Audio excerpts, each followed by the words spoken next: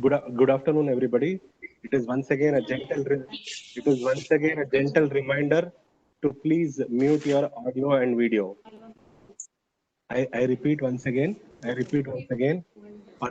Participants, please mute your mic. We have one of the participants' mic is on.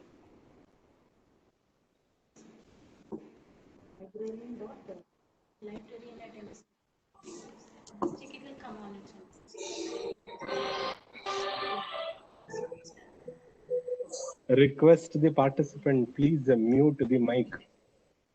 Please mute the mic.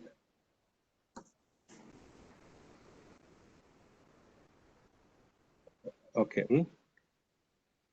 I repeat, please do not unmute the mic in between the session also. It is a gentle request for everybody, all the participants. Okay. So thank you for joining the day 2 program, the afternoon session. It is important to get results from experiment, but the most important is the process in getting the results. So we should be able to understand the process also in getting the results. Okay, welcome to the day 2 afternoon session of the 1-week FDP organized by Bangalore Institute of Technology. The topic that has been identified for this particular session is identifying topics for preparing research proposals, and the guest speaker is Dr. Sri Prabha. The title is coined in such a way that you should be able to identify the topics for the presentation. The participants should be able to, when you're writing a research proposal or something like that, you should be able to identify the topics for preparing a research proposal. The guest speaker for this particular session is Dr. B. Sri Prabha. I'll just give you a small brief profile with reference to Dr. Sri Prabha. Dr. Sri Prabha is working as professor at GRG School of Management Studies, PSGR, Krishnammal College for Women, Pilambedu, Coimbatore. She is an electrical and electronics engineer with an MBA in finance and marketing. She has been awarded PhD for her doctoral thesis titled Capacity Building as a Developmental Tool for Human Resource Management Function among the auto component manufacturing industries. She has a vast industry experience working at GEM Equipments Limited, Coimbatore, India. Dr. B. Sri Prabha has more than 18 years of teaching experience for PG students.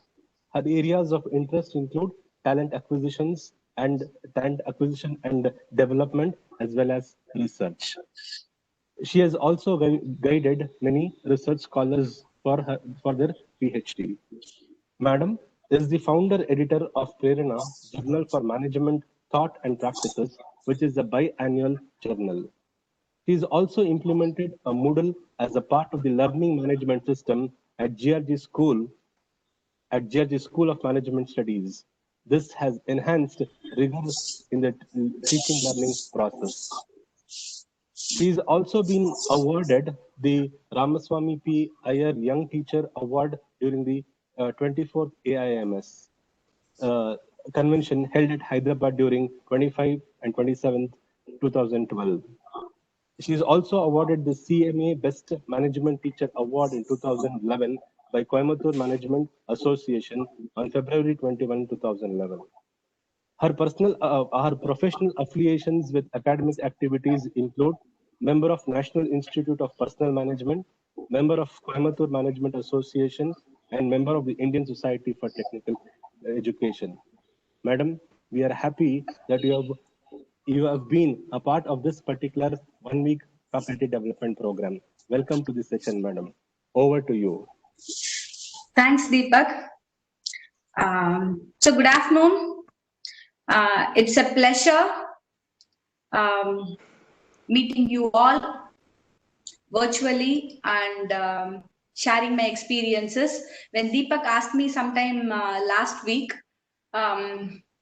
we were just discussing. I said, it's fine, let me share whatever experiences I have acquired over these years of experience in academia, and also the experiences, what I learned from my colleagues, because all those experiences have really been stepping stones for me, and my experiences to my colleagues and my colleagues' experiences for me. Because learning, if we want to individually learn each and everything by our own self, I think the life what we are going to live will not be sufficient for that.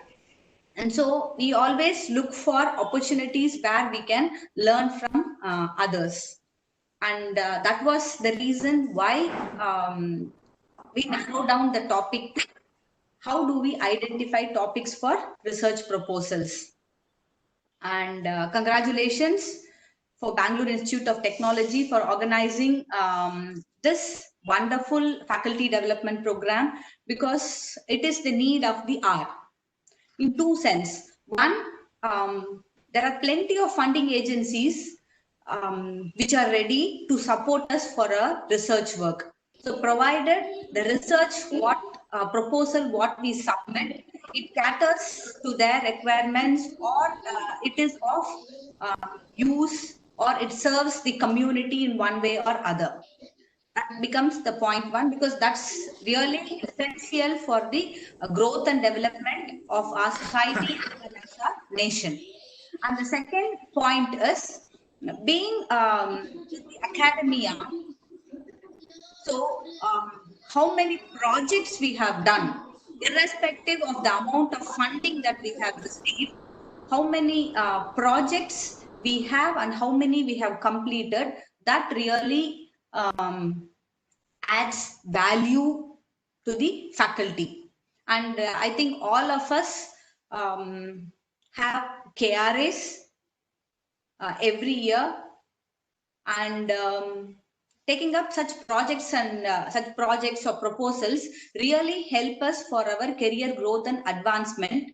One is making our profile stronger. In other case, if you're looking for better opportunities, that really helps you. And more important is the ability for you to network with people. The more and more contacts you get, the wider would be the exposure and knowledge sharing we would be able to gain. So this platform will really help us in that aspect. So like how I have planned this session would is likely to be more of an experience sharing session. See, as I said earlier, so that what mistakes I did, which I rectified, as well as from my colleagues. So if you have any, as I go through, if there are any clarifications or questions that you would like to post to me, please put it in the chat box. I'll try my best to respond to all your queries. So for today's agenda, I just have 4 points to share with you. One is, how is that we need to go about identifying topics for preparing research proposals. And this I would be discussing with respect to engineering stream, science, humanities, as well as management. So all the examples that I would be sharing with you would be related to these 3 domains, because I understand that we have a mix of faculty from all these disciplines. So that's how I have planned the examples that I would be sharing with you. And the second topic that we would be discussing are the niche areas. Niche areas in the sense, there are few areas, or how we need to prepare a research proposal to whom, which will give us a better hit. The rate of hit is likely to be higher if we focus on those areas. That's why I have named it as niche areas. And the most important thing is the third dimension, or third point. What do evaluators look while evaluating proposals? So as far as when we are preparing a proposal, we might think this is the best, but luck might not necessarily favor us at all situations. And so if we know what are the expectations of the evaluators, the probability of hitting the proposal is likely to be high. And this I had discussions in depth, in detail with a few of the evaluators from the engineering, humanities, and management disciplines. And whatever they have said is what I have consolidated. So because that is really important for us, so that once if we know what evaluators are looking for when they are evaluating the proposals, it will become easy for us to prepare our proposal in that particular format. And the last is the list of funding agencies, which I have compiled from, I'll be sharing with you 3 different documents at the end of the session, the presentation as well as the list of the details of the funding agencies I'll be sharing with you, which I think you will find it useful. So is this fine? Shall we go ahead with this agenda? Yes, sure, madam. Sure, we can go ahead with it. Okay.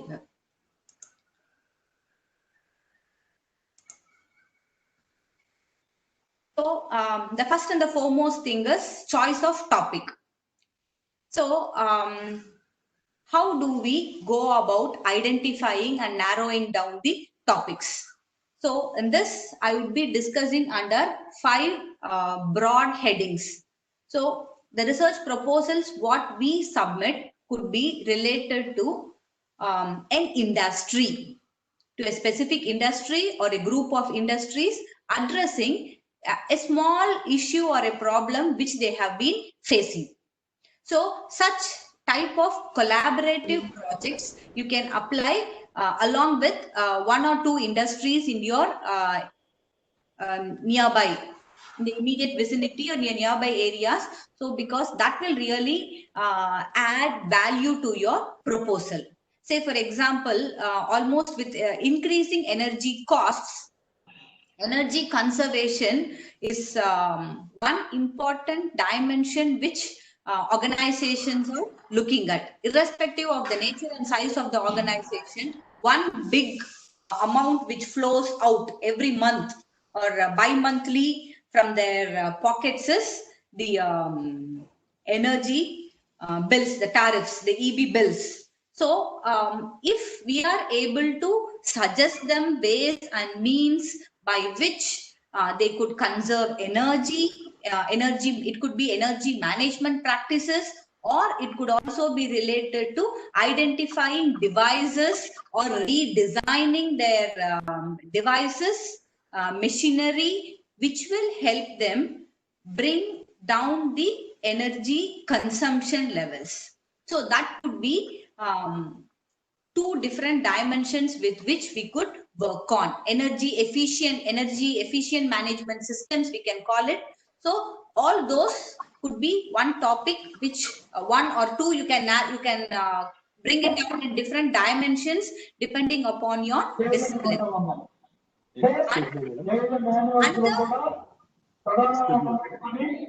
Big Sorry for this problem which organizations now are facing is effluent treatment.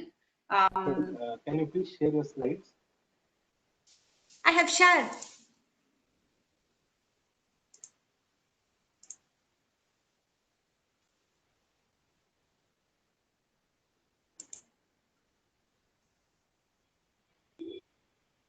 Is it visible now? 1 second. Yeah, yes, ma'am. Okay. Thank you. Yes, it is visible, madam. Okay, sorry. Fine. So these are the 4 topics what I mentioned. We will go through in detail these topics. So sorry for that. And energy, say I come from Coimbatore, and we have about 45 kilometers from here, a small town by name Tirupur, which I think all of us would be familiar with. So it is known for dyeing, knitting, hosiery, units. You have plenty of hosiery units there, knitting and hosiery units, and the major revenue which comes to that particular region is only through exports. So they almost export to about, let me say, close to about 180 countries. Irrespective of the nature of the organization and size, each of them, they look it in their own way of catering to the global market. So one big problem which all these units face is effluent treatment, especially when it comes to processing and dyeing. So if we are able to come out with an effluent treatment method or a mechanism which is cost effective, and at the same time where you are able to remove all the unwanted dyes or chemicals that are there, it would really help them or save them a lot. Because as of now, what they are doing is, they don't, because treatment of effluents is, they don't adopt methods, proper efficient methods, and they discharge these effluents into the water bodies, thus thereby polluting the entire water bodies which flow via the lane, causing so much of pollution to in all forms, be it to animals, to mankind, as well as to the environment. So if you are able to arrive at some method which would help them to treat these effluents, that would really be effective, and government is providing lots of fundings related to this particular topic. My husband, I thought I'll just mention this to you. He's also in the teaching line, and he's a chemical engineer working in an institution in Coimbatore. And his area of specialization is wastewater treatment and effluent treatment. So where they have been working on different methods by which they would be able to bring down the cost of it, and also higher efficiency. Efficiency in treatment process is equally important. So since we are close by, it was easy for him to get associated with 2 companies in Tirupur who are into this dyeing and processing, so that it was easy to get samples and closely work out and try whatever the system or the mechanism that they have developed. So with that tie-up, it was easy for them to apply and get funding. And another topic which everywhere now people are looking on for is alternative raw materials that could be used. Say in the construction industry, instead of sand, river sand, now they have started using M sand. So similarly, instead of bricks, you also have fly ash bricks. So like that, you have alternative raw materials which you could be used for construction and also in fabrication.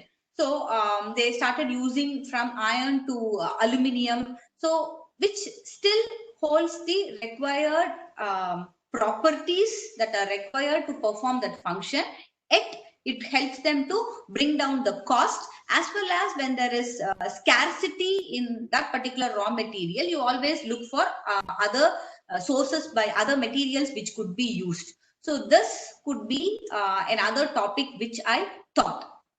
And similarly, when it comes to management, field of management, so as far as helping organizations about the agile manufacturing or lean manufacturing, implementing Six Sigma, how better they could improve their technology management systems. So all those could be small proposals which you could tie up with industries and then apply it, and the possibility of getting funds would be higher when we get associated with an industry. It's all what we need to do is we need to get 2 or 3 certificates with whichever companies you're collaborating, and then that gives a supporting evidence for the work and the discussions that you have carried on with them.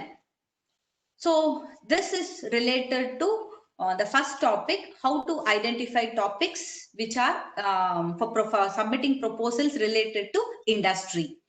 And the next topic, which irrespective of the discipline, what we could focus on is providing solution to societal problems.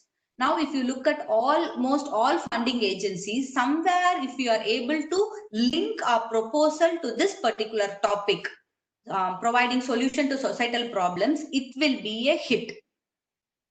Say it was 7 years back when I applied one proposal to UGC. It was about the women self-help groups. How could we help them get connected or improve their business using getting them digitally connected? How could they use phones, telephones or smartphones by which they could improve their business prospects? So that was the topic for which I submitted a proposal to the UGC. So I thought like, okay, it is trying to help or empower the self-help group, the women self-help group. But on the other hand, one more colleague of mine, they applied a project. They applied a project which was related to studying the effectiveness and reach of the government health promotion schemes. Whatever the health promotion schemes which government is launching, how far it has reached the people and what is that they could do to improve the reach to the people, especially in the rural villages. So compared to the project what I applied, the second one what I mentioned, it got selected and we just completed that project. So why they felt that more important is we are tying it to the health of the rural people, and it is all related to the policies that has been put forward by the government of India. So compared to this, because when it comes to sanctioning, when we apply some about say 2 proposals from a department, they can just sanction one. They try to look at which would be better among these. So in that case, they found the second one to be better than the first one. So such topics, if you are able to identify, that will really help. And the best way to identify proposals irrespective of the discipline is linking it to the sustainable development goals of UN. I think all of us would be familiar with the sustainable development goals, and everywhere people are talking about it. So if at all, if you are able to bring any of these sustainable development goals into the theme or crux or main idea core of our proposal, we can be confident that we would be able to hit on the proposal. Say, for example, few examples related to that could be interconnecting water bodies, especially for faculty in the civil engineering discipline. We look at in a particular district or in a particular area, we have a number of water bodies, but each one of them, they are independent of the other. But is there some way by which we would be able to connect these water bodies so that it benefits to the community or to the society in mass? So how could that be done? So that is one example. And then the another problem which a community or society is facing is e-waste, electronic waste. Say it was Wipro who first came out with this proposal of getting the e-waste from the or collecting the e-waste from the their customers or their consumers and then later to the general public. So now if you look at the amount of e-waste that is generated is voluminous, and we just throw off as such, which creates again pollution to the especially the landfills and also the water bodies. And if we look at that, each of these electronic components, they have noble metals which has been used in preparing those electronic components. If we are able to recover those noble metals through a technology whereby you just spend less cost-effective technology, whereby your efficiency of recovering of those noble metals is also high. It serves two purposes. One is you don't deplete the existing resources, and the other one is it saves a lot on your costs, because you're recycling and reusing, which will be far better cost effective than getting it naturally. And so, and such proposals, there are different methods by which you can go in for recovering of these noble metals.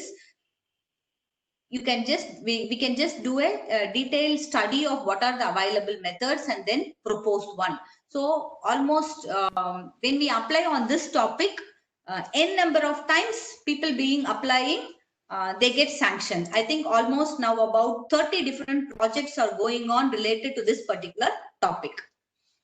And another fascinating topic which I came across through discussion with one of my friends, she works in Nottingham Business School, Nottingham, UK, was the mathematical modeling or models that we could prepare for predicting the price of crops. So what she did was, they developed a specific mathematical model for predicting the price of garlic. Say in China, there is one village where they cultivate only garlic. So apart from garlic, there is nothing else that they cultivate in that particular village. And so the area in which garlic is cultivated, and then depending upon the climatic conditions, the rainfall, and the amount of yield, taking into considerations all this is what the price of garlic at which it has to be sold or which it is likely to be sold is being determined. So such type of mathematical models could be developed, which are really useful.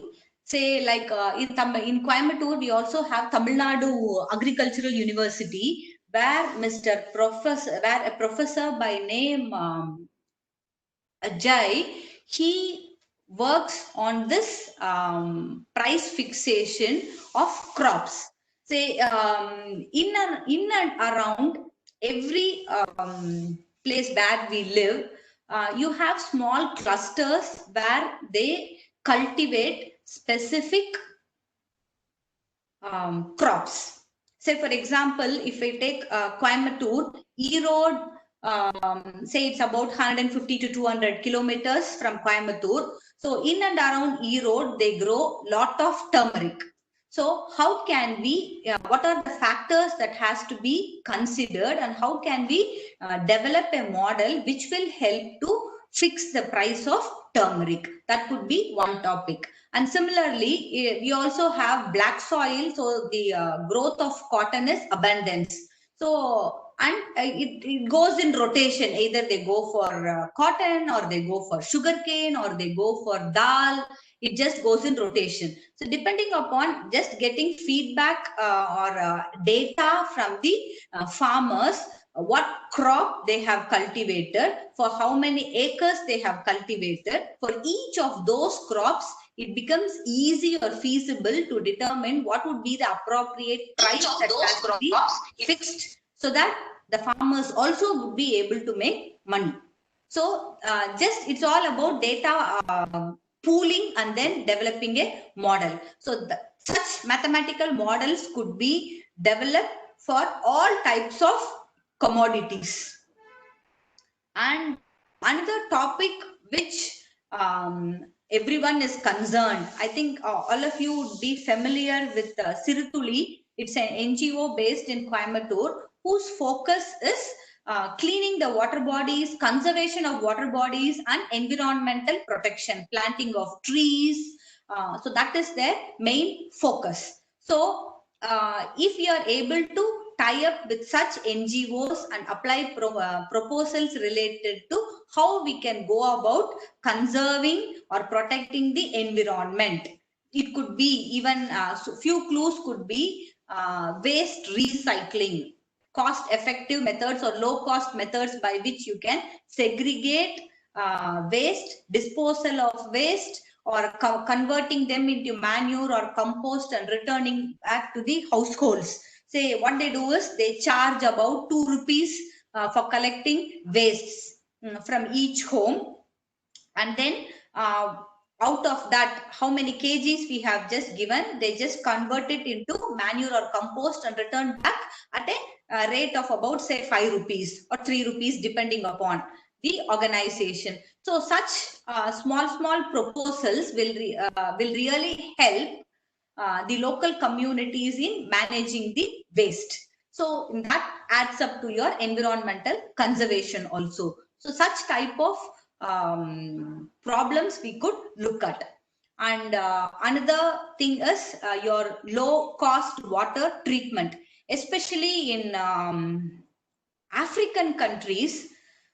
The availability or the source of good quality drinking water is less compared to our country.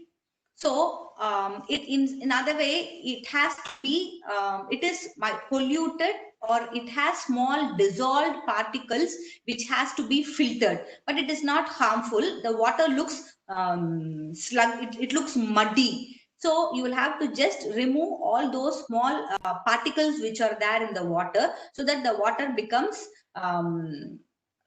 fit to be consumed for drinking purpose or for cooking purpose.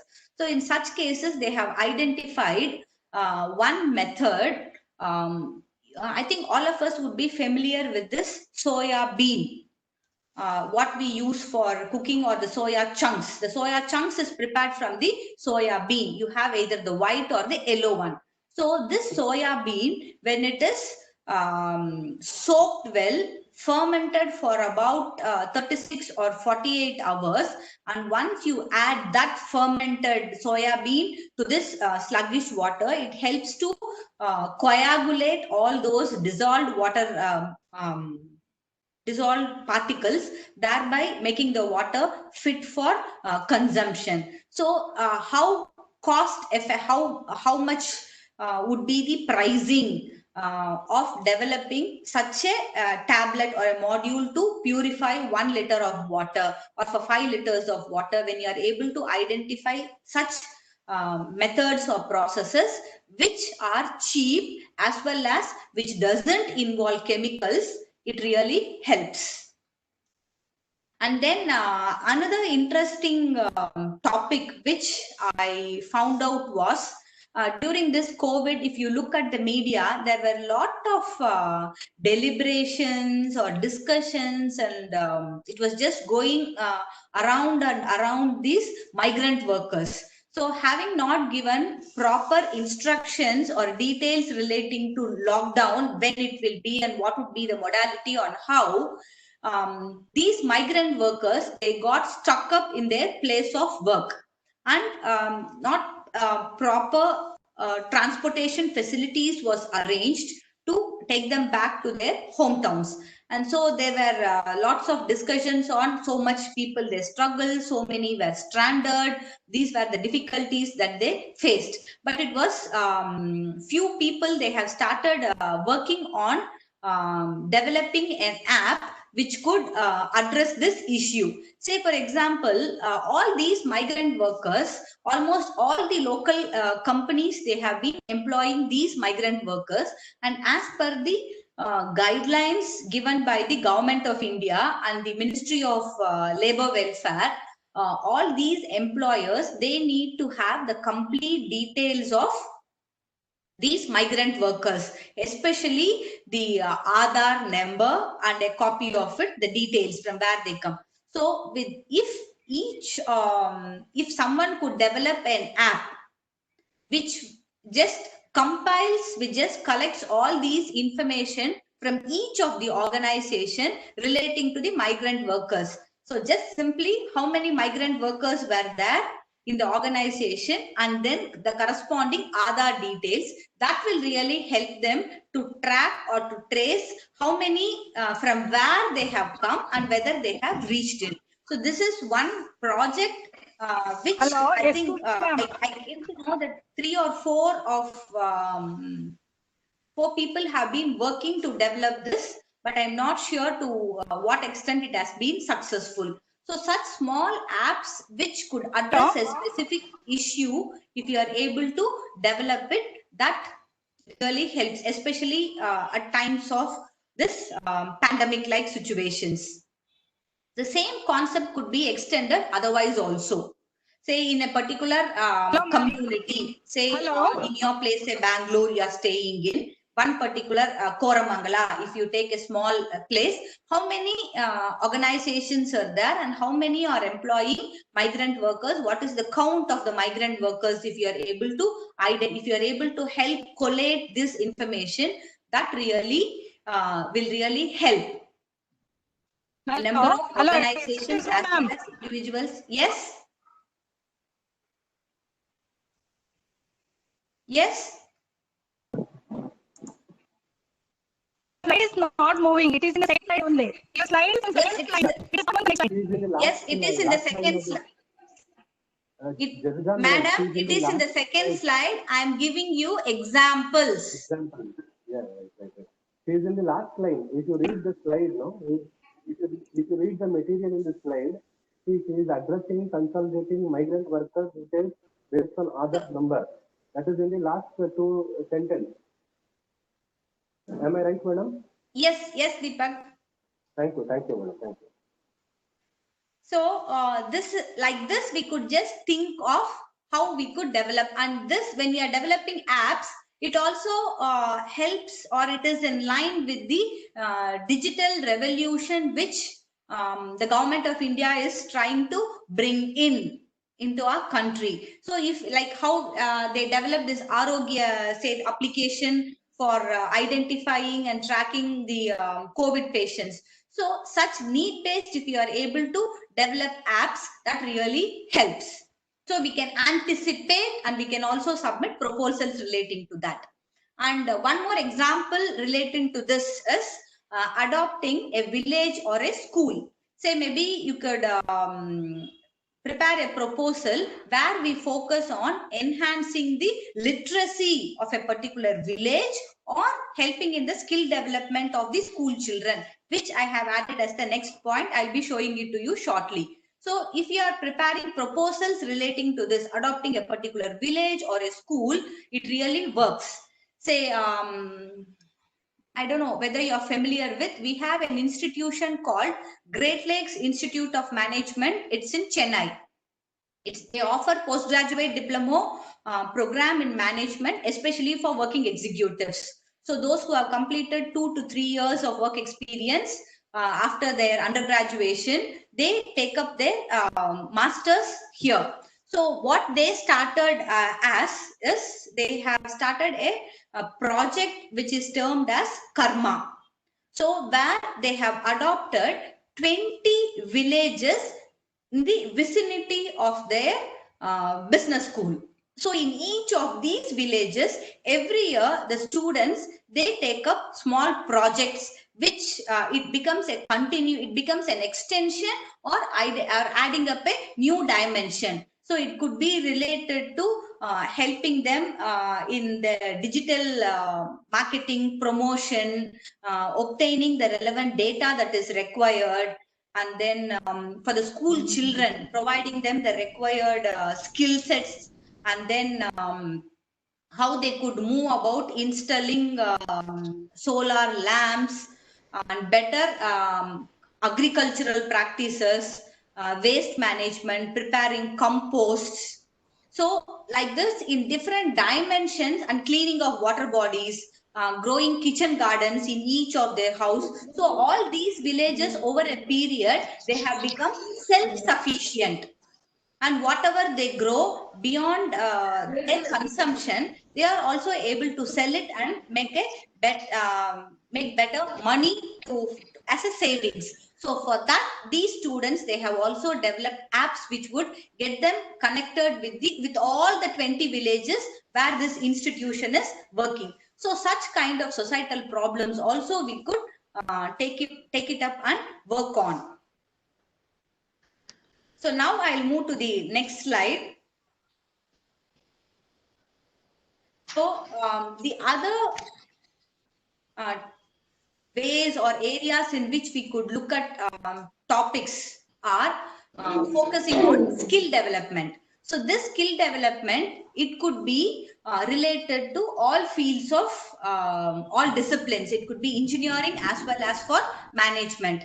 Say what is that you could do to enhance the digital literacy for rural women who are entrepreneurs, or if not, how could you what method you have to enhance the digital literacy for women, rural women, and then how could they market the products, what if at all, if they are manufacturing or the homegrown, the organic products, how can they use digital media for promoting it.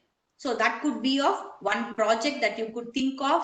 And then promoting entrepreneurship, especially relating to traditional arts, crafts and handwork items. So how could you help them join or develop as a community, help them source what they want and help them market what they have manufactured at a better price. You have beautiful case studies where the carpets that are manufactured in India, the handmade carpets, how they were able to find a place in the global market. So that was one project proposal that was worked, and it really helped the entire cluster in north western India.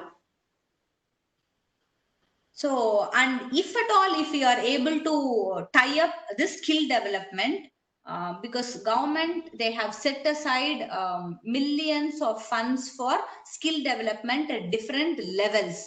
So that could be very, very easy also for us to do. And then the other is empowering women self-help groups. You can provide soft skills training, technical training, vocational training, all these you can provide. Say soft skills training, the best way, soft skill training as well as technical skills training can apply for funding agencies to train our own students. The institution where you are working, along with it, you can form a cluster with 5 other institutions and you can apply for funds. And with that funds, when you propose saying that these are the soft skills that we are focusing on, and why do you focus on those soft skills, government provides funding. We have got a funding for about 4 lakhs for soft skill training for an institution. So soft skill training, especially for students who are interested in pursuing entrepreneurship. The reason is now the government is also promoting to take up more into this Make in India movement. So entrepreneurship is one way by which it leads to Make in India. So for that, to be an entrepreneur and to successfully run and manage your business, you need a number of soft skills related to that. So what are those and how you would be able to do that? How you are planning to do that? That would really help. And then technical skills. It could relate to small workshops, a series of workshops which you would like to give it to your students, a hands-on experience of how they would be able to work on, thereby helping them to be industry ready, like the Infosys,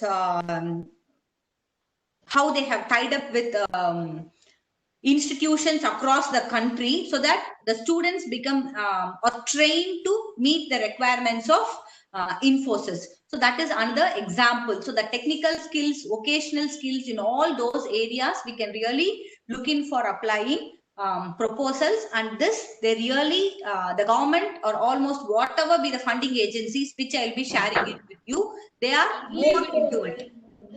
And when it comes to soft skills, few soft skills which they look up more in the future, which are likely to be of importance in the near future, is critical thinking, leadership skills,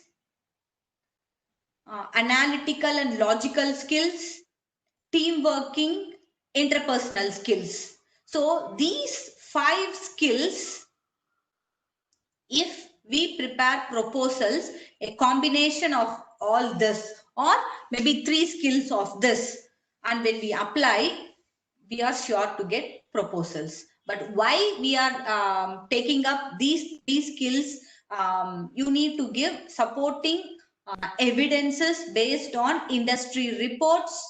The reports submitted, be it by Deloitte or PricewaterhouseCoopers, whatever these consulting agencies, they publish reports based on the survey that they conduct with the employers or with industries. So when we cite relating these are the skill sets that are required in the near future, say 2022 or 2023. So it becomes essential to train our students in these soft skills so that they become industry ready, which helps them to take a better placement or to move into entrepreneurship. Such thing, how we relate and tie up, that really matters. And the fourth broad topic which we could think about, or which I thought is relating to interdisciplinary. So the earlier 3 topics we discussed, be it industry oriented, providing solution to societal problems, skill development, all these 3, they relate to a particular domain or a particular discipline. But now the more and more we move to interdisciplinary, the broader would be the idea and the higher would be the rate of success of grabbing the proposals. Say, for example, there is one small jeweler in Coimbatore who manufactures in wholesale, and he supplies to big shops like your Bimas, your Joy Alucas. For all those, he has been supplying for years. He is a close friend of mine. So he has now ventured to manufacture platinum jewelry.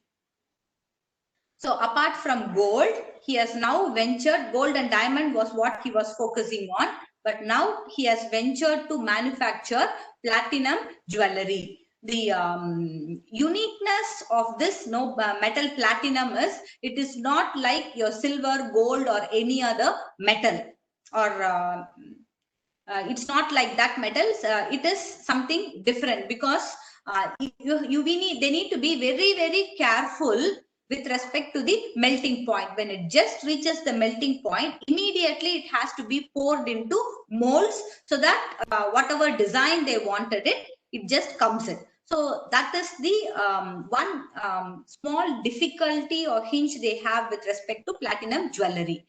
And the machine that is required to melt this platinum metal, there is no manufacturer in India, and it has to be imported. And the cost of one machine is 30 lakhs.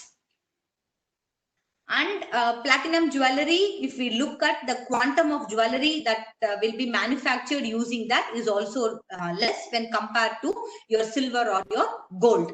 So what he did was, he is basically an architect. So he developed a tie-up with an engineering institution in Coimbatore, especially from the Department of Metallurgy, and one from metallurgy and one from mechanical department. With these 2 professors, they indigenously manufactured that machine to melt platinum and make jewelry. And any guess the cost of the machine? Any guess the cost of the machine? What it would have been? Lakh. Crores. It was just less than a lakh. It was just less than a lakh. So where is your 25 to 30 lakhs, and where is even, let us say, 1 lakh? So how much you are saving? 30 times you are able to save. So such type of small projects, if you are able to tie up. So here a jeweler, it just comes in, and one from the metallurgy, for him to know about the properties and nature of the metals, and one from the mechanical department to fabricate the machine. So these three, they have really come out with this machine, and as of now they said they don't have plans of manufacturing and selling, but maybe in the near future they might. So such type of this is an example which we can take it up from the jewelry industry and then interrelate with the other disciplines and then come out with this.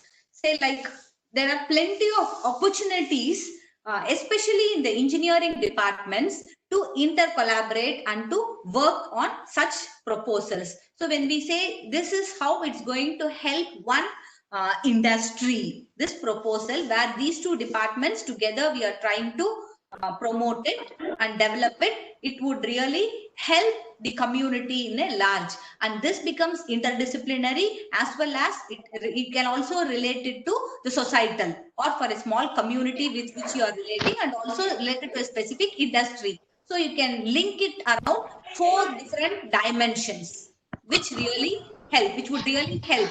And what we are looking, almost if you look at all organizations, they are trying to look at alternatives of small machines where they would like to develop it indigenously than importing.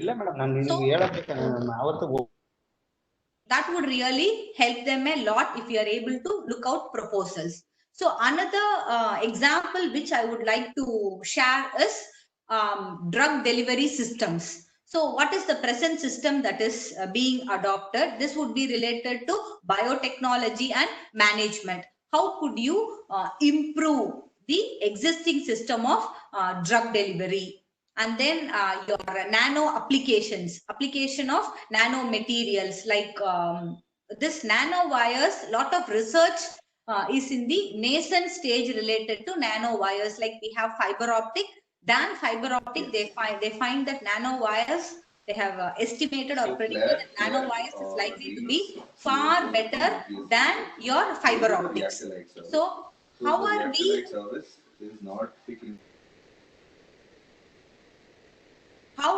what technology we would be using to manufacture this nano wires, and how it could be done if you are able to prepare a proposal relating to that, and what would be the application or advantages that really looks in. And similarly, we also have this nano electronics. How could you use it for nano electronics? Say, for example, I was just reading one interesting article. It is like how could we integrate silicon nano photonic components into CMOS integrated circuits? If you are able to do this integrating this nano photonic components into CMOS integrated circuits, it helps in high speed transmissions, especially when we in transistors we'll be using it. Transistors we use for high speed transmission. How, if you are able to bring in or develop a system whereby we could bring in this nano photonic components into CMOS integrated circuits, it would really help us to transmit at a faster rate and also the loss being less. And similarly, nano sponges, especially emissions that come out of industry, from those smoke, you can use these nano sponges to absorb the carbon emissions, which will really help in protecting or supporting the climate change issues, addressing to climate change. So like that, how could we extend to look on this application of the concept of nano? And then another interesting project which I found was this IoT. Everywhere IoT has extensive application in all disciplines. There is one company in Coimbatore, that promoter, he was working with in NASA. He has resigned, he has come down to Coimbatore, and he has started this manufacturing of sensors, connecting it to IoT, and it is being used in agriculture. Farm Gain, I think it's the name of the company. So what they are doing is they have they use sensors in our agricultural in field, in lands at distances, and those sensors will sense the humidity, the fertilizer level, and then the moisture content in the soil, and it just gets transmitted via Bluetooth to our system, or it just gets transmitted. It does all the analytics, and automatically the trip would be turned on for watering the plants, whatever is being the cultivation. And when it comes to fertilizer, it automatically reminds the owner, the farmer, that this is that the fertilizer level is low. It is time that it, the field has to be, we need to apply fertilizers. So such kind of IoT devices, especially sensors, they are gaining a lot of importance, and it has been very successful, especially the field of agriculture. And then one more project in UK they are working on, and they have got about 2 million pounds for that project. It is how do we use sensors for detecting the decay of food that is being transmitted. So as far as India is concerned, whatever we transport is only for short distances, and we use only small trucks. But in UK, they use large trucks to transport food materials, and because being an island, it has to be transported from the extreme end to the center and across the nation. So they use large trucks for transporting from one place to the other, and it might take even at times 3 days or 1 week or even 10 days for it to reach the destination. So for the truck driver, he will not have any clue about what is the status of the food that he is transporting. At times it might get rotten. So what system they brought in is, they have developed sensors which has been laid on the lanes, and there they had designed lanes in which trucks should run. So in those designed lanes, they have embedded these sensors.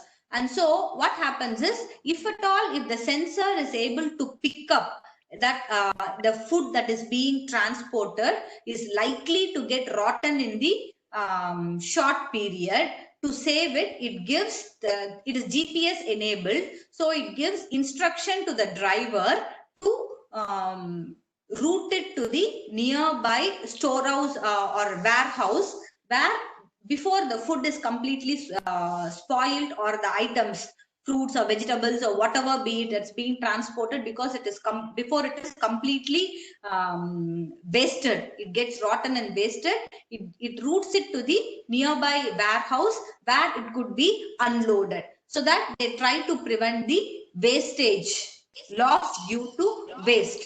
So this is one interesting project for which they have got 2 million funds. So like that, there are different, it's all, the concept is the same, but where we want to apply and what purpose it serves and how it helps to whom, how it tends to bring down the cost or bring down the wastage, that should be the focus when we write proposals, when we are taking up such topics. So that's all related to how do we apply. So that was what I had. That's interesting story, and it has been successful, that project. And then the last and the most easiest way, where an interesting thing is mobility projects. So for mobility projects, institutions, they can have tie-up with a faculty working abroad in other institutions. And so when they have developed established tie-ups, you can prepare joint proposals with them. Say it could be Indo-Japan or Indo-French or Indo-UK.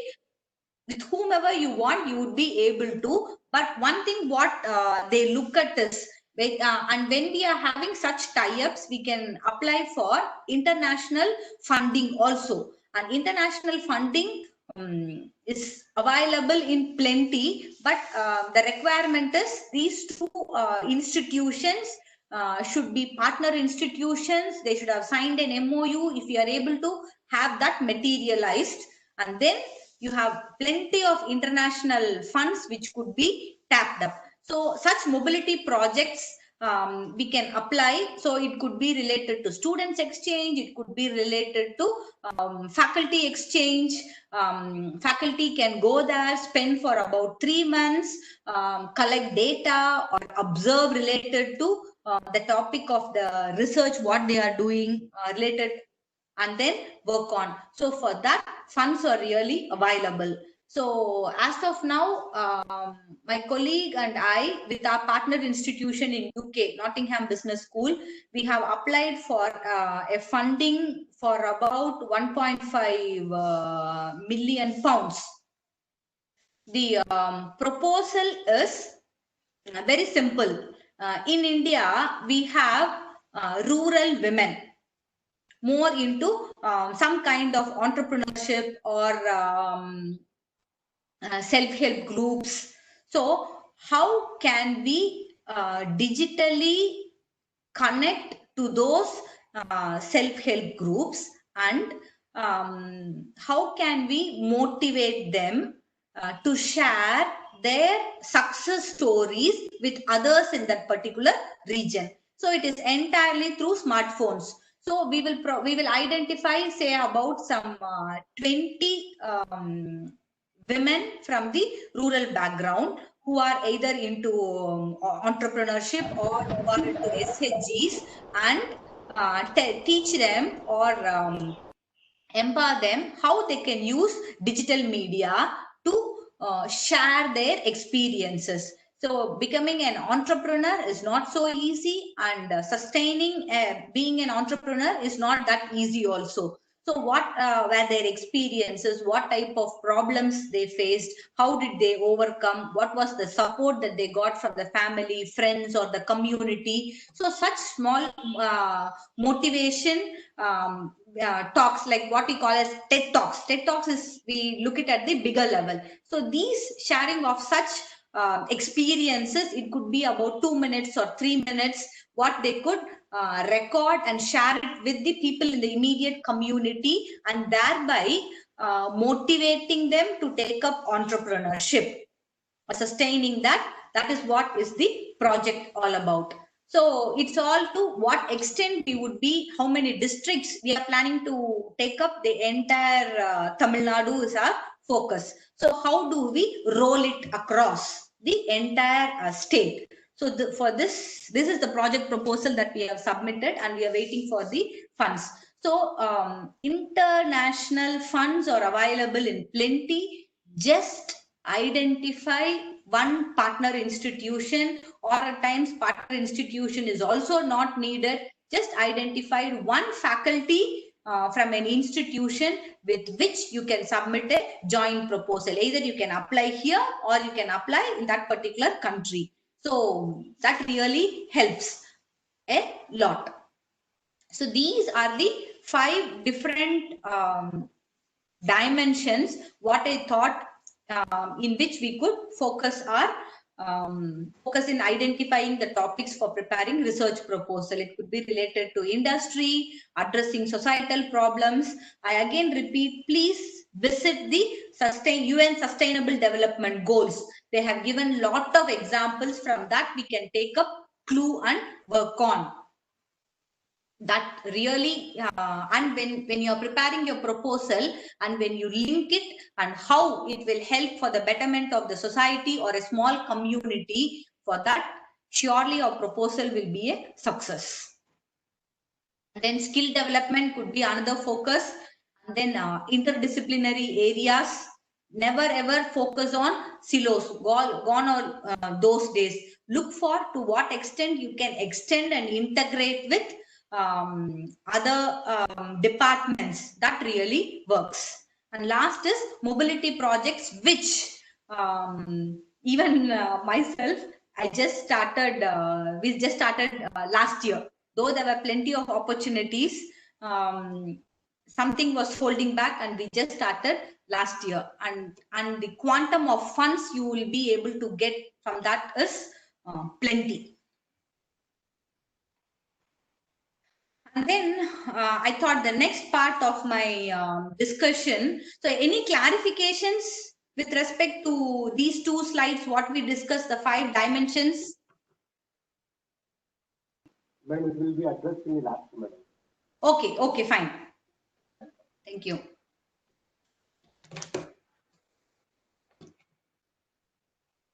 It's 3 o'clock. So next, what I thought is few topics, few 4 dimensions which we could think about. So especially for women, you have separate funding agencies. One of the participant wants to have a look at the previous slide. Is that fine, sir? Madam, we can share the slides later. Okay, I'll share it towards the end. So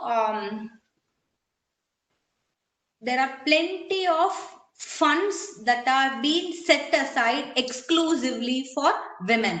So I belong to an institution which is exclusively for women, PSG Krishnammal College for Women.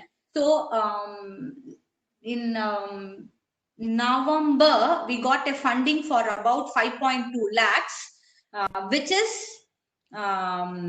was catering to women entrepreneurship.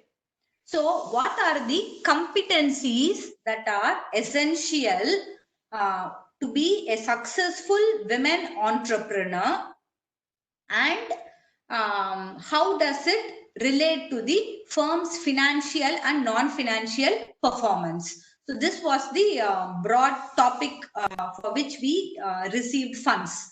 So being a women institution and being applied, that was one. And the other is women entrepreneurship is relating to society, empowerment of women. That becomes another concept. And then competency becomes another keyword which everyone has been focusing or discussing about. So what are the competencies that are essential for success? So integrating these 3, not just looking at one small concept, but trying to pool around 3 related concepts will really help. So look for agencies that support funding for exclusively for women. And there are also agencies which allot funding for proposals based on community reservations. I am not supposed to mention that, but yet for Muslims, minority groups, and for scheduled castes and scheduled tribes, plenty of money has been reserved and kept, but the proposals that are focusing towards that particular segment is very, very less. So if you can identify one person related to that, and when you are able to apply, that is another niche area that could be focused. And then if you are guiding research scholars, your research, your full-time or your part-time, not for part-time they don't give, for full-time they give. For full-time research scholars also, ICSSR, UGC, they give lots of funds in the area of management, which you could think about. And then also for postdoctoral fellowship. So these are you can prepare your proposal targeting any of these 2. And then next we would be going to the most important dimension or most important part, which is what do evaluators look when they are evaluating our proposals. So when doing right is good, but when we know what should not be done, what is wrong, we will take care that we don't do those mistakes so that it becomes perfectly fit. So that is the context in which I have pulled in these 9 points. So these are the 9 points which evaluators look at when they are evaluating the proposal. So keep these 9 points in mind when you are drafting your research proposal. So the first and the foremost is the topic of the research proposal that we are submitting should not be repeated. It should not be a repetition or a replica or an extension that has been carried out in one part of the country or one part of the world which you would like to try it here.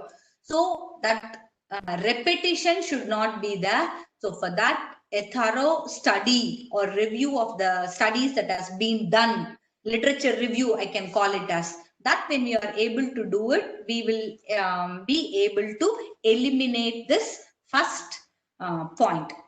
And then, sorry, the second one is novelty of the project. So somewhere when you are writing a proposal, at least in 3 or 4 different places, we need to mention why this project or this proposal is new, unique, different from what is already existing. What value addition, what new thing this project is focusing, what it would be addressing to the community or the society, to whom it would be helpful, which has not been addressed till now. Both these dimensions, when you are able to interlink and mention it, that is what will really appeal to the evaluators. And this is the first thing that they look at. What way this proposal is different, new from the existing proposals. And then the third most important is, especially in the field, it doesn't apply to management discipline. It applies more related to engineering and science streams. Implementation feasibility. Say when you are proposing of developing a particular technology or a machine, so to what extent you would be able to put it in a trial run, develop and make it viable, the extent of commercialization of your research proposal. That is the third point, whether you will be able to come out with a solid outcome of that particular research proposal. Say when I say I'm going to identify a method for extracting noble metals from electronic waste. At the end of the proposal, say 20 lakhs if the government has sanctioned, I should have come out with a technique or with a method by adopting that. The recovery percentage is 95, whereas current recovery percentage in the market is only 90. That 5%, that 95% is the outcome of my project is more efficient, where I am able to recover 95% of the metals. So that is what they look at, whether you will be able to implement. Is it viable? Is it feasible? That becomes the third point.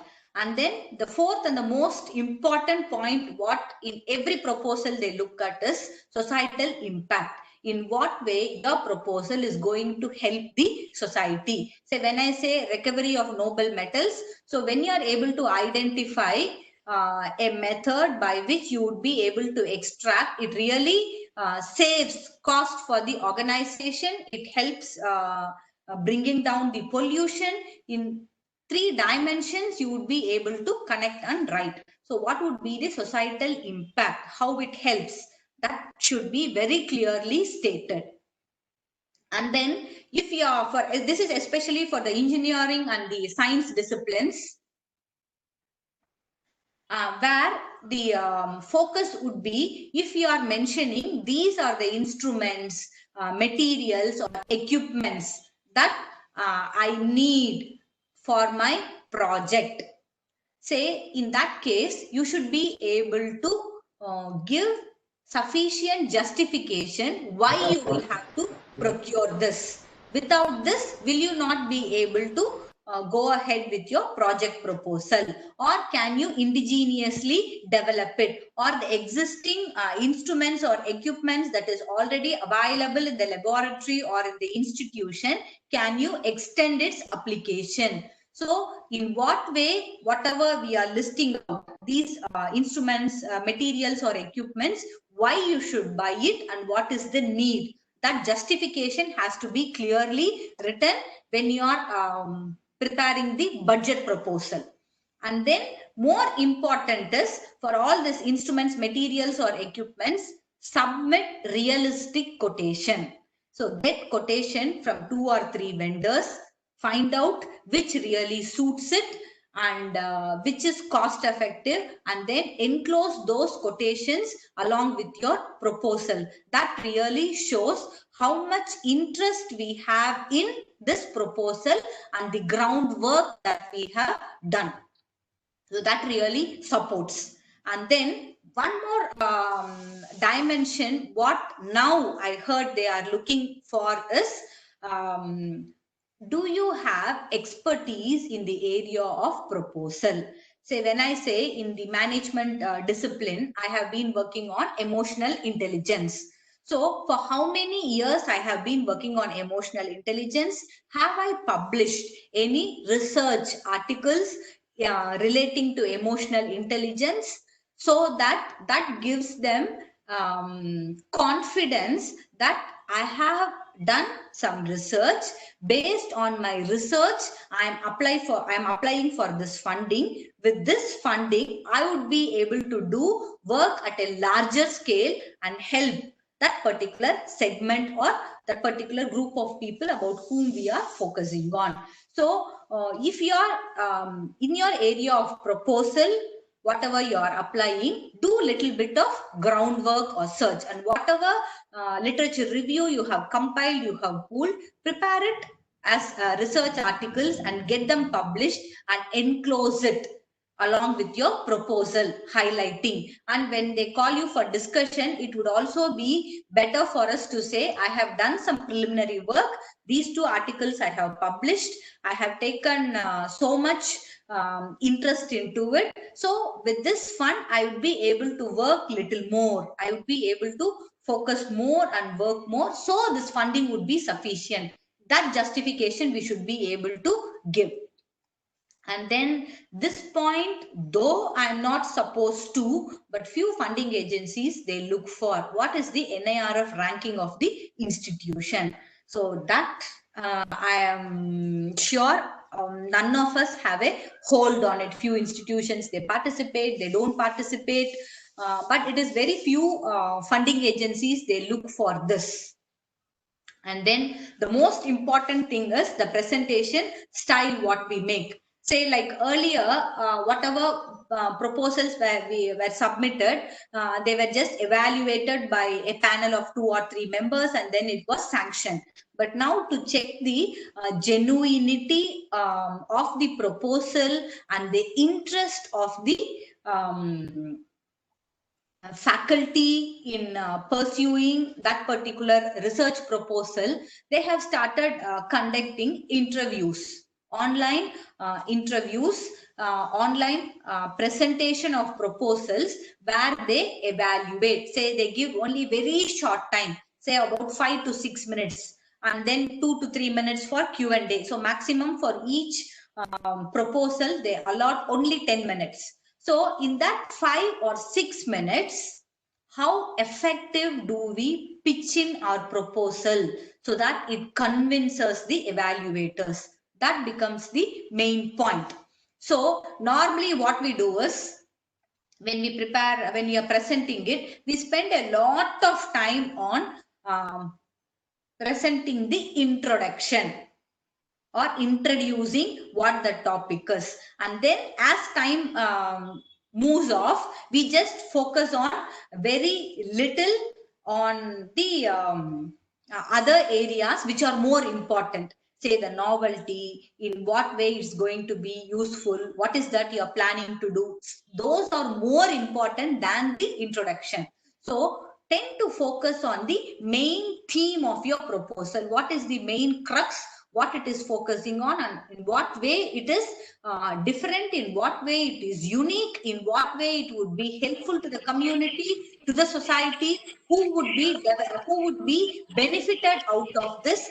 That should be the focus of the presentation, because whatever you have submitted, that already they would have gone through, but just they want to see, they want to get convinced what is your level of commitment towards taking up this.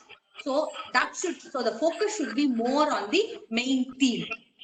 And then the most important thing is holding our temper.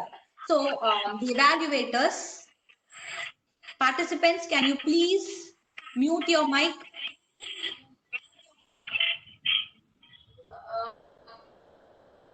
So the most important thing is holding our temper. When you are making a presentation, maybe once we are done your presentation, or maybe in between they may interrupt you and they may ask you questions. So why do you think it is new? Do you think they have not, earlier studies have not been done on this, earlier research has not been done, why should we pay? Do you say this particular instrument or this particular equipment is mandatory? Instead of this, why can't you use that? So they will try to put us down, make us feel low, that we don't know and they know better than us. That is just to see to what extent is our commitment, or how much we are into our research. So we need to hold back our temper, wait patiently, let them ask all those questions and try to answer them in a very, very convincing and polite manner. That is one most important dimension what they have started looking on.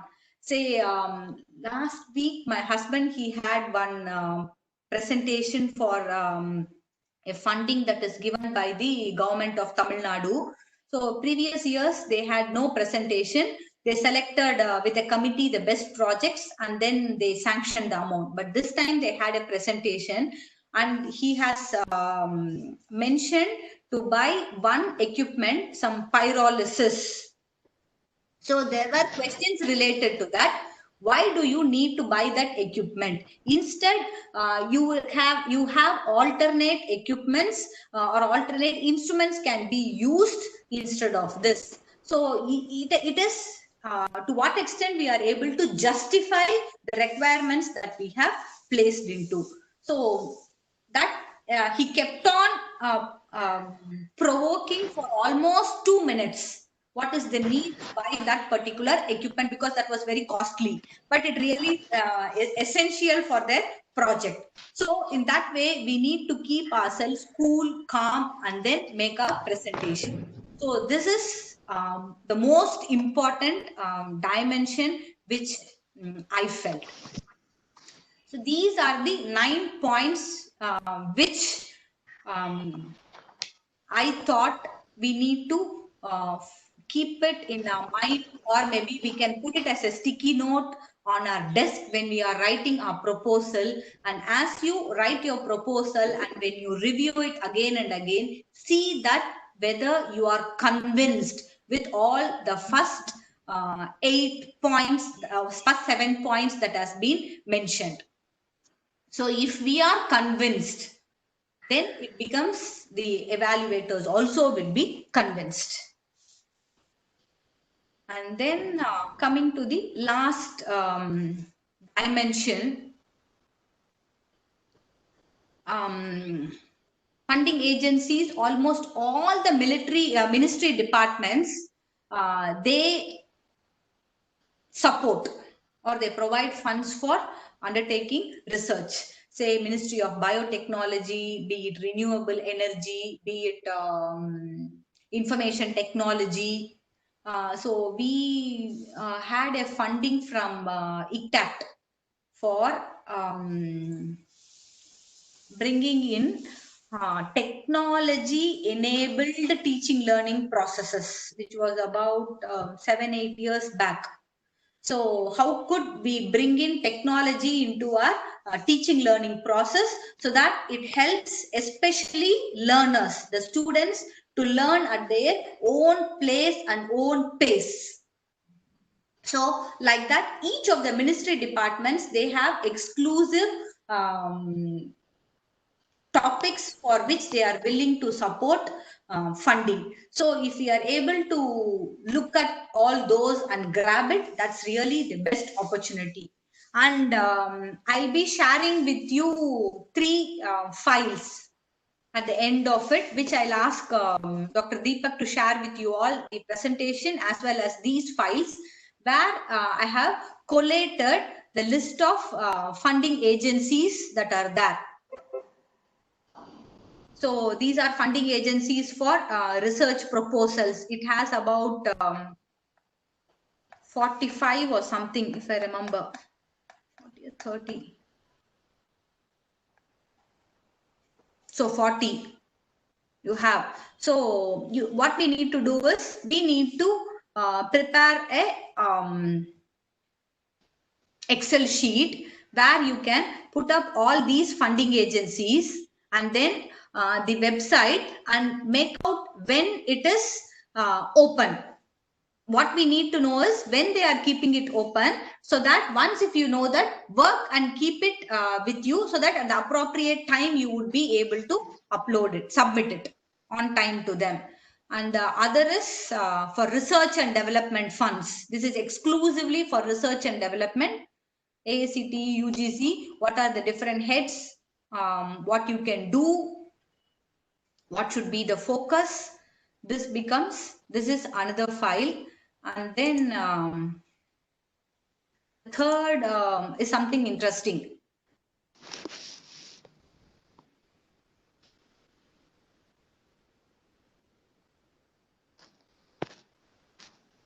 So where even I have included, so this is this European Research Council, this the Indo-European, the last one I said, no, mobility projects, that will come under this, your Fulbright fellowships, and then German academic exchange service programs. These are all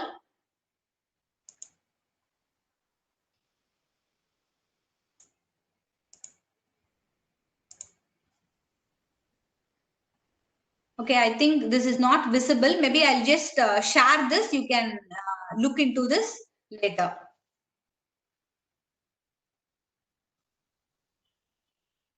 So these 3 lists of funding agencies, along with the presentation, your coordinators will share it with you. Go through it at leisure, and then it becomes easy for you to map it. So any clarifications? I'll just come back to the chat window. So I'll see to what best I will be able to address the questions that you are posting. And this is my contact ID. So any clarifications, you may write to me. Thank you.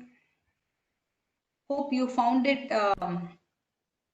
interesting and useful. Madam, yes, madam, Yes. it was very useful, informative, with lot of live examples. Thank you. Madam, there are a few questions that are posted on the chat box. I would just Yes. like to share those questions to you. One of Yes, the Deepak. participant has told, Madam, you are able to share information related to funding agencies to establish sewage treatment plant in college. Yes. Is there any funding agencies? What the participant wants to know? See, what you can do is, instead of calling it as sewage treatment, you can call it as wastewater treatment. See, we have one institution about 100 kilometers from my place, Konga Engineering College. So what they are doing there is the waste water which comes from the kitchen and the bathing water, which they are treating it, and they are using it for watering the plants and the crops, that watering the plants that is in the campus. That was that they set it up through a funding that they have got it. So that you can relate it to effluent treatment, wastewater treatment, like that you can mention it. You can relate to that and apply. And you can also say water conservation, which you can relate it to your sustainable development goals also.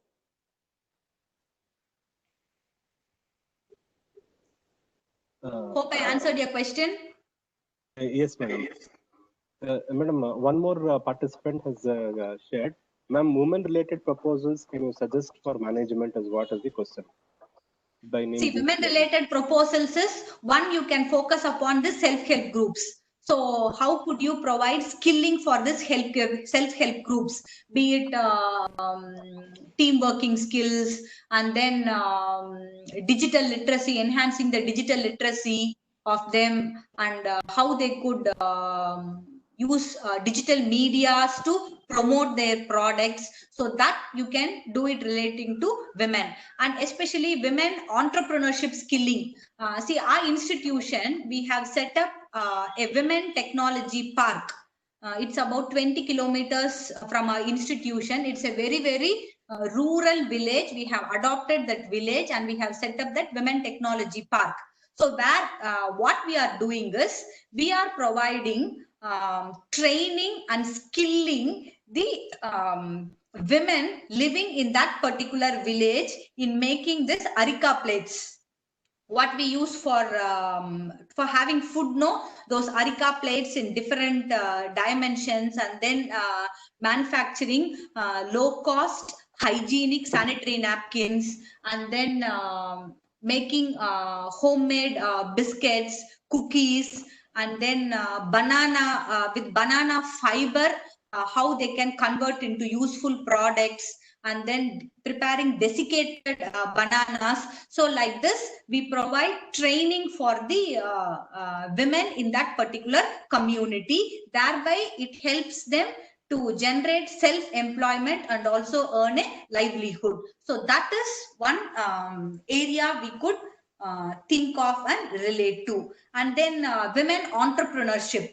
Women entrepreneurs, when I say need not necessarily, don't focus on women entrepreneurs at the large scale.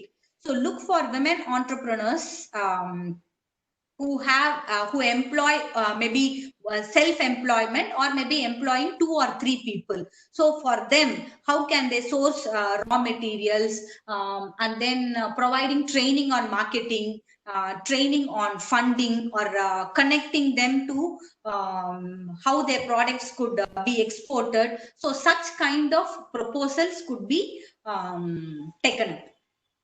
And 2B and 12F, not necessarily. Not necessarily our institution should be under 2B and 12F to get this funding. Irrespective of that, gone are those days.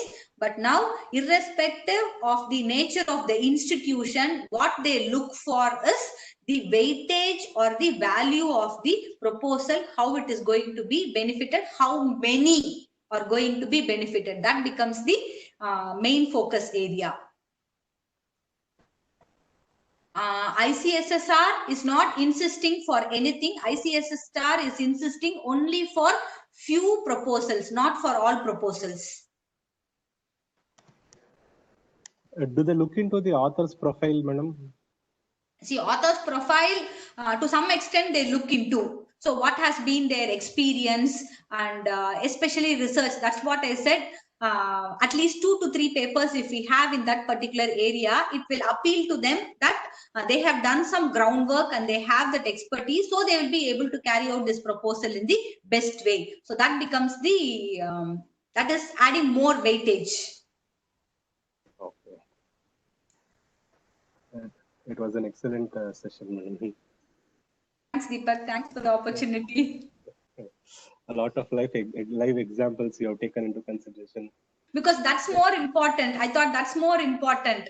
Say, yes, where we lose is how to identify a topic, how to pick a topic, and how to relate it to a pivot, or to relate it to the theme which is considered important. And even the checklist that you have given is also helpful. The evaluators will look into the points that they have taken into consideration. If yes, that I got from 3 evaluators who have been evaluating funding proposals for almost 10 years. Okay, it could be helpful for the participants. They shared their knowledge. So I thought that is more important. Once if we know that, rest of the thing will fall in place. Yeah, if you are able to overcome the pitfalls, probably yes, automatically we would be able to. Yes, exactly. Geolite ಆಗ್ತೀನಿ ಅಂತ ಯಾವ್ದೋ paper ನೋಡ್ಕೊಂಡು geolite ಮಾಡಿ. Yes, yes. Somebody by Shalini is trying to talk. You can post the question in the chat box, Shalini. Yes, I could hear you. Please go ahead with your question. Yes, Session Sujata. was very nice. Hello? Yes, Sujata. Shailja from Karnataka, ma'am.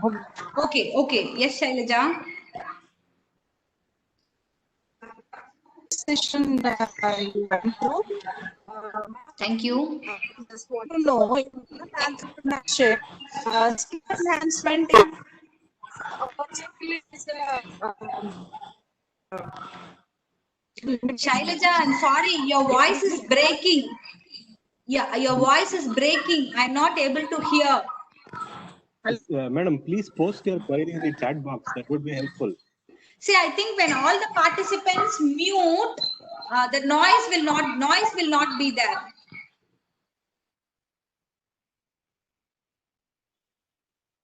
So that whoever wants to post their question, they can post it. Deepak sir, you enable your mic, sir. Yes, sir. Yes, sir. I request the participants to please post your queries in the chat box. That would be helpful. See, if 10 of you start asking questions, it doesn't, somebody is given, the sound is blasting. It happens. That is the problem. If you have any queries, please do chat, post it in the chat box. Madam has given the email ID also for the benefit of the participants. The participants can make use of the email ID which Madam has given. Please post your queries. Madam is very helpful. I've taken a lot of information and inputs from Madam from the past 6 to 7 years. So with this, we would like to conclude this particular session. Okay. Thank you, Madam. On behalf of Bangalore Institute of Technology, our management, principal, staff, I would like to thank you for sharing your vast expertise in this area and field. Thank you so much, Madam. Thanks, Deepak. I think it was indeed pleasure for me sharing my experiences, because I thought this is more important, and for each one of us, the question that comes from the institution is how much funds you have got, how many proposals you have in hand. They don't look at the quantum of money that you have got, but how many. That really speaks at the CV, especially when we go in for career advancement opportunities. So this is not something that we don't know. It's about shaping the rough edges and making it smooth so that it really hits. Thank you for the opportunity. Shortly, I'll be sharing the PPT as well as the list of funding agencies. You may like to share it to the participants. Sure, Madam. Sure. Deepak sir. Hello, Deepak sir. Hello. Good evening, sir. Manjunath. Hello, sir. good evening, sir. Yeah, Manjunath, tell me. This is Manjunath from Karnataka, sir. Yeah, tell me, Manjunath. So please share Madam some mail ID and that. Yeah. Madam is given a mail ID and presentation. Yes, sir. Yes, sir. It would be shared. It would be shared in the So group. I am posting it in the chat box. Okay. So, Madam, I will contact you through the mail, Madam. Please. Yes, please. But I may not be able to respond immediately, maybe 1 or 2 days, but I'll surely respond to your email. I may take little time. That's it. But I'll respond to you. Okay, Madam. I will ask you some queries through mail, Madam. Huh? Sure. Most welcome. Okay, Madam. Thank you. Thank you.